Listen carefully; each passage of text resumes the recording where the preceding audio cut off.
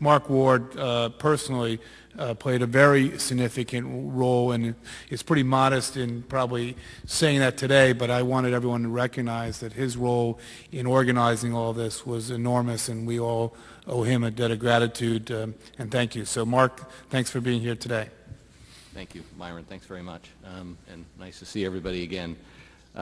Like so many on the panel, I too am in the disaster business, being responsible for Asia at USAID, and I share the comments of others that I've seen a lot of responses by governments shortly after disasters, and I've never seen anything quite like this. The devastation was impressive, if that's the right word to use, but the response was truly remarkable.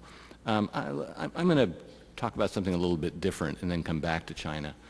I assume you're all here because you're interested in the notion of the private sector getting involved in response to disasters. And I just want to give you a little bit of perspective going back, reflecting my age and how long I've been in this business. I've been in the Foreign Service now for 122 years. And you're well kept. I am. If you look at pie charts from when I started in the Foreign Service and today that represent American giving, American assistance, and American defined broadly to include you and us. The pie charts, when I entered the Foreign Service, it was mostly about us. It was mostly about the taxes that you pay that the Congress appropriates to the State Department and USAID, what we call official development assistance.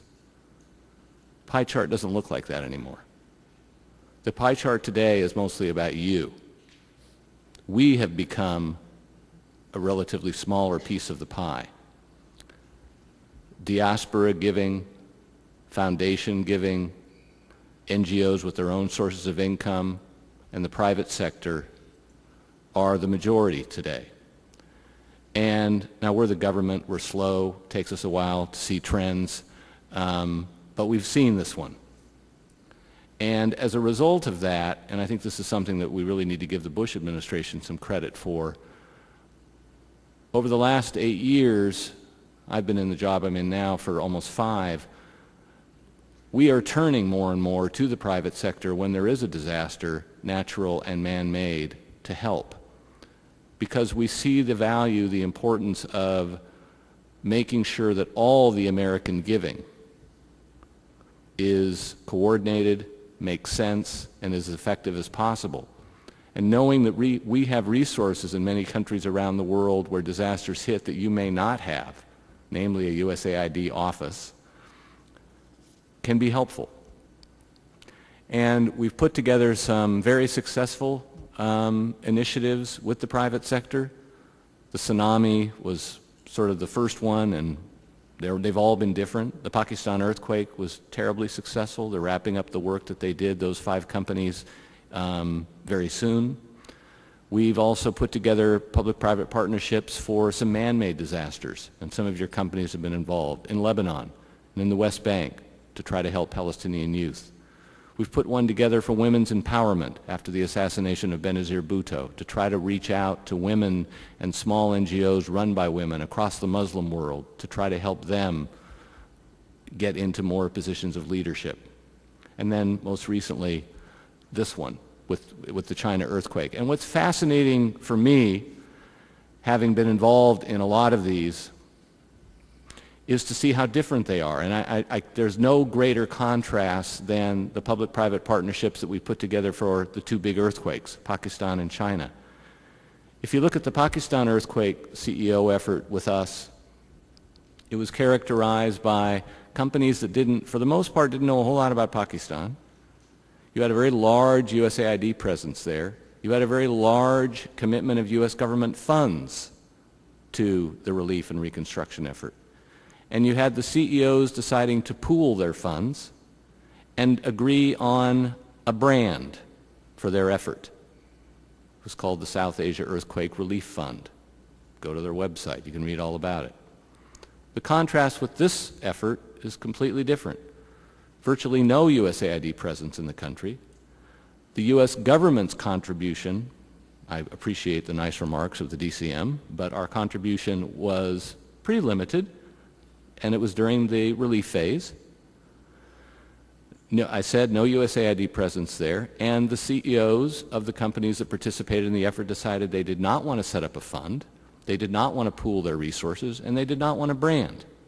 But what I'm proud about from the U.S. government side is that if you look across the kinds of partnerships we put together, is the flexibility. We're sometimes not known for our flexibility, that we have shown that you really do have to look at each one of these situations differently and come up with a model that makes the most sense to you in the particular country that we're involved in.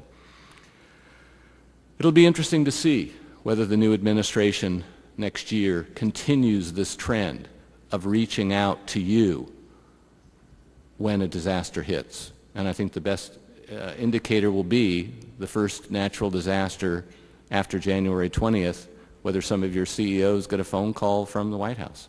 That's usually how it starts. Let me come back then to China and just tell you a little bit. I appreciate the thanks for the very successful trip that we had out there. It took a little work, and I just thought I'd give you some of the, I remember the very first conversations that we had with the Chinese government. It actually started with Secretary Paulson calling some of his counterparts in Beijing. And the notion of a public-private partnership, as you can imagine, was a little bit foreign to the Chinese government. And we were having a little bit of trouble sort of getting the idea across over the phone, so I was going out to Asia to do something else, and I decided I just stopped in Beijing to sit down and talk with people. Well, I think I made it worse. They just weren't getting the concept, and then when I talked about their CEOs wanting to get on a plane and get over there very quickly, I was getting a lot of pained looks across the table. Something happened, and they became very, very welcoming. And they get it now. And the indicators of that are several. Number one, this terrific trip that they put together for us, allowing us the access to the county closest to the epicenter, was extraordinary. It's also a little dangerous, as Ellen or somebody said. Also, they understand very well that what we don't really need from the United States, from the private sector or the government, is more money. They've got plenty of resources there. What they said to us over and over again while we were there is, we want your ideas. We want to pilot some of your new technologies so that at the end of the day, the schools that we rebuild, the clinics that we rebuild, the houses that we build are better. Maybe they're greener, but most important, the next time there's an earthquake, they won't fall. And I think the last thing I'd mention, just in terms of an indicator of their acceptance of the concept of a public-private partnership, is that as I left Beijing after our trip, I had one more set of follow-up meetings with the Ministry of Commerce, and they put on the table that they would be happy to provide tax-free treatment to projects undertaken under the auspices of this public-private partnership, something they'd never done before outside of government-to-government assistance. And I thought that was very forward-leaning. We still have to put that together, and I'll go back in a couple of weeks to try to make that final. Just my closing comment, as Tom and others have said, we do still need your help. You remember the Reconstruction slide? It showed tents. Tents are not Reconstruction. Even temporary housing, that's not Reconstruction. We need to turn those tents into very sturdy housing for the future, as David said. And we need your help. So please go back, talk to your companies, tell them about this effort, tell them about what these lead CEOs are doing, and please continue to help us out